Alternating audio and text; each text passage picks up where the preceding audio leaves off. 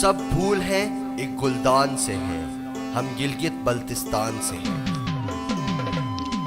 ہم وہ دن بھولے نہیں جب پاکستان میں ہر طرف وحشت کے سائے تھے، دہشت گرد دندناتے پھرتے تھے، جس کی وجہ سے کوئی گلی، محلہ، شہر محفوظ نہیں تھا۔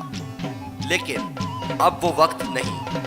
افواج پاکستان اور دیگر ملکی اداروں نے دہشت گردوں کا ڈٹ کر مقابلہ کیا اور انہیں ناکو چنے چبوائے۔ دہشت گردی کی وجہ سے جہاں اس ملک کی ساری رونقیں مانند پڑ چکی تھیں، اب پوری آب و تاب کے ساتھ لوٹ چکی ہیں۔ ملک میں تجارتی سرگرمیوں کے ساتھ ساتھ ملکی سیاحت میں بھی ریکارڈ اضافہ دیکھنے میں آیا ہے۔ پاکستان کی شمالی علاقہ جات جو جنت نظیر وادیوں، فلک بوس پہاڑوں اور برفیلے مست نظاروں سے مالا مال ہیں، دنیا بھر میں اپنا کوئی ثانی نہیں رکھتے۔ ملک میں دہشت گردی اور افراتفری کے ماحول نے ان علاقوں سے سیاح چھین لیے تھے، لیکن اب بہتر ہوتی ملکی صورتحال نے ان علاقوں کی مانند رونقیں پھر سے بحال کر دی ہیں۔ دنیا بھر سے سیاح اب ان علاقوں کا رخ کرتے ہیں۔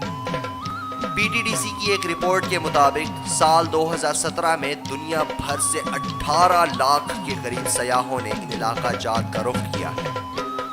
ورلڈ ٹریول اور ٹورزم کونسل کی ایک رپورٹ کے مطابق پاکستان میں سیاحت کے شعبے نے تقریباً 19 ارب ڈالر کا بزنس کیا ہے۔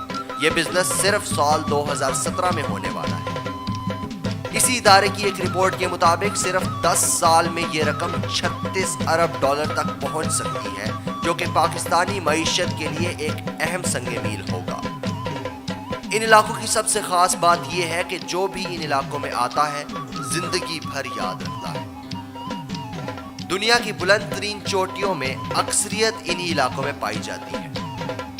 دنیا میں 14 ایسے پہاڑ ہیں جن کی بلندی 8000 میٹر سے زیادہ ہے، جن میں سے 5 پاکستان میں پائے جاتے ہیں۔ دنیا کی دوسری بلند ترین چوٹی K2 بھی پاکستان میں پائی جاتی ہے۔ اس کے علاوہ نانگا پربت، راکا پوشی اور براڈ بیک بھی اپنی مثال آپ ہے۔ اس کے علاوہ جنت نظیر وادیوں میں فیری میڈوز، نلتر، ہنزا اور شمشال وادیاں بھی دنیا بھر میں اپنا ثانی نہیں رکھتی۔